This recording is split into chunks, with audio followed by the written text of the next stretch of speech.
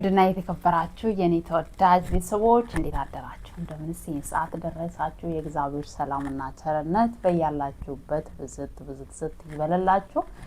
በስደቱ ዓለም ያላችሁ እህት ወንድሞቼ በያላችሁበት ከዚህ ከነባራዊ ሁኔታ እግዚአብሔር ይጠብቃችሁ። እግዚአብሔር ከናንተ ይሁን። ሁላችንንም በስደቱ ዓለም ያለን ሰዎች እግዚአብሔር ይጠብቀን።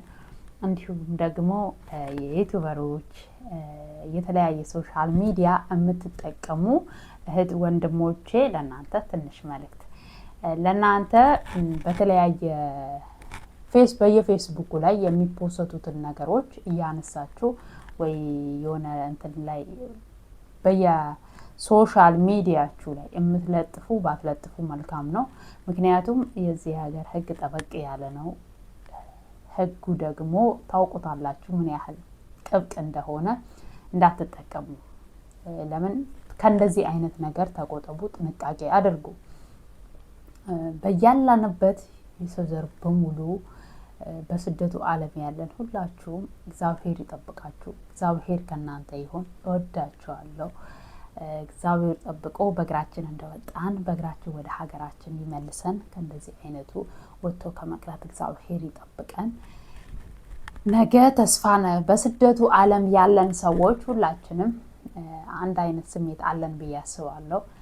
ለምን ነገን ተስፋን አድርገን ከሀገራችን ወጥተን ይሄ አይነት ነገር ሲከሰት ብዙ አይነት ጭንቀቶች በውስጣችን ይመጣልና አይዟችሁ፣ እግዚአብሔር ከናንተ ይሁን። እግዚአብሔር ይጠብቃችሁ። እወዳችኋለሁ፣ አከብራችኋለሁ። ይሄንን እዚጋ ቪዲዮ ከዚህ ቀጥሎ የሚመጣውን ቪዲዮ የቆየ ቪዲዮ እየተቀረጸ ነው እና ይሄንን ቪዲዮ እዩት እና በስተመጨረሻ ደግሞ ሀሳብ አስተያየታችሁን ኮሜንት መስጫ ላይ አስቀምጡልኝ የኔ ተወዳጅ ቤተሰቦች። በተለይ አንዳንድ ሰዎች የሰው ድካም በሰው ሀገር ምን እንደምታሳልፉ የማያውቁ ሰዎች ከዚህ ቪዲዮ ላይ የሆነ ነገር ካገኙ እስቲ የሆነ ነገር መረዳት ነገር ካገኙ ብዬ አስቤ ነው እና ይህንን ቪዲዮ እስከ መጨረሻ ያለ ድካም አይታችሁ አስተያየት መስጫ ላይ አስቀምጡልኝ ሀሳብ አስተያየታችሁ ማለት ነው። የተመቻችሁ ላይክ ያደረጋችሁ፣ ለዚህ ቤት ደግሞ አዲስ የሆናችሁ ቤተሰቦች ሰብስክራይብ እያደረጋችሁ ወደዚህ ቤት ተቀላቀሉ፣ አበረታቱኝ ልላችሁ ወዳችኋለሁ። ይህ ቪዲዮ እስከ መጨረሻ ድረስ ተመልከቱት። እኔ ደግሞ ከወዲሁ ነው የምሰናበታችሁ። ምክንያቱም ቪዲዮ ከቀደም የቆየ ቪዲዮ ነው የተቀረጸውና በሆነ አጋጣሚ ያን ቪዲዮ ቀረቦቼ ማለት ነው እሲ የሌለበት ኩሽና ውስጥ ነው የምንሰራው፣ እንደዚህ ደጅ ላይ ነው የምንሰራው ስትሉ በጣም ነበር በቃ እንዴት ቻሉት ብዬ ነው በጣም ነው የማስበው ማዝን ነው። እና ዛሬ ደግሞ እንደ አጋጣሚ ሆነና ትላንትና የሲ ተበላሽ ብዙ አመት እዚህ ሀገር አስቆጥር ያለው እንደዚህ እንደ ትላንትና አይነት ብልሽት የለም። ቢበላሽም ያው ትከፍቻለሽ ምናምን እና ቅዝቃዜ ይቀንሳል እንጂ እንደዚህ አይደለም። ዛሬ አውቶማቲካሊ ሁሉም ነው የዘጋው ባንዴና በጣም ነበር የሚሞቀው። ሌላ ክፍል ሄደን እንግዳ ክፍል ሄደን አደረን። ኩሽና ደግሞ ጠዋት ግድ ያው ኩሽና ትገቢያለሽና ለራሳችንም ቁርስ መብላት እንፈልጋለን። ካልበላሽ ደግሞ እንዴት ትሰሪያለሽ? ሰዎቹም ይፈልጋሉ። ኩሽና ተገባ ማለት ነው። ኩሽና ሲገባ ገና 30 ደቂቃ ነው የተቆየው። እንደዚህ መስላለን ማለት ነው። እና በጣም ከባድ ሁኔታ ነው እዚህ ሰው ሀገር ውስጥ በተለይ ቅዝቃዜ የሌለበት ኤሲ የሌለበት ውስጥ ስንሰራው በጣም ከባድ ነው እና ይህንን በዚህን አጋጣሚ አድርጌ ምን ለማለት ፈለኩ ይመስላችሁ? እግዚአብሔር መልካም ቤት ከገጠመን እንሰራለን። ግን ስንሰራ የምንቀየርበት የራሳችን የሆነ ነገር ይዘን ወደ ሀገራችን የምንገባበት ቢሆን ብዬ እላለሁ። ለምን መሰላችሁ? እዚህ ሀገር እኛ ስንሰራ ነገ የሚቸግረን ነገ ዛሬ የወደዱን ሁላ ነገም እዛው ኢትዮጵያ ገብተን አብረን ስንኖር የሚወዱን ይመስለናል። ግን እንደዛ አይደለም። ምክንያቱም አንዳንዶቹ ሲኖርሽ ለመቀበል ብቻ ነው እንጂ የሚወዱሽ ወይ የሚያጨበጭቡልሽ ከሌለሽ የለሽም ነው እህቴ። የስራ ባልደረቦቼ ለሁላችሁም ነው። እና እዚህ ሀገር ስንሰራ ስንኖር እንደዚህ አይነት ይሄንን እንደዚህ ፊቴ ላይ የምታዩት ዛሬ ብቻ እንደዚህ የሆነ ነገር ምናምን አይደለም። ሁሌም እንደዚህ አይነት አለ። ግን እንደዚህ ኩሽና ውስጥ በእንደዚህ አይነት ሙቀት ውስጥ ሆነን ኩሽና ሰርቼ አላውቅም። ግን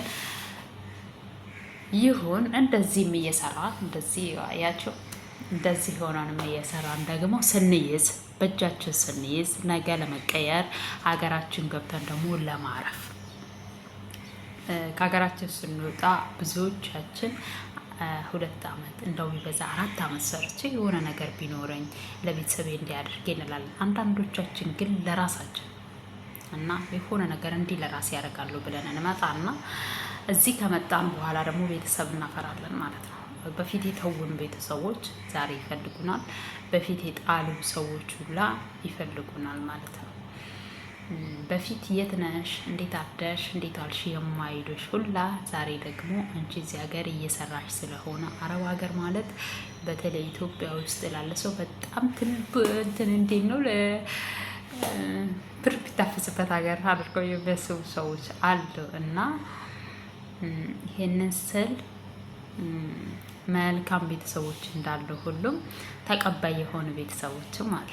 ስለዚህ እኛ ግን በሰው ሀገር ስንኖር በሰው ሀገር ስንሰራ 10% እንኳን ለቤተሰቦቻችን ብናደርግ ሌላችን ነገራችንን ደግሞ ብንይዝ ብንቋጥር ነገ ስንገባ ደግሞ የሆነ ነገር ከፍተን ለመስራት ብንታትር ይሄንን እንደዚህ ያላበንን ላብ የምናቀው እኛ ራሳችንን እነዛ ሰዎች አያውቁልን። ኢትዮጵያ ያለ ሰው ቤተሰቦቻችን ይሄንን የእኛን ስሜት የእኛን ድካም ልፋት ምንም የሚያውቁት ነገር የለም። እኛ ነን የለፋነው፣ እኛ ነን የደከምነው፣ ብዙ ነገር ውጣ ውረድ ያየነው፣ ከሰዎቹ ብዙ የተዋጨቅነው። መናገር እየፈለግሽ መናገር ሳትቺ ማድረግ እየቻልሽ ማድረግ ሳትቺ ነው የሰዎቹን የሚሉሽን ነገር ብቻ እየተገበርሽ እዚህ ሀገር ዝቅ ብለሽ የምትኖሪው እና አገርሽ ላይ ካያሽ ደግሞ አገርሽ ላይ አንቺም እየሰራሽ መኖር ትችያለሽ። እችላለሁ።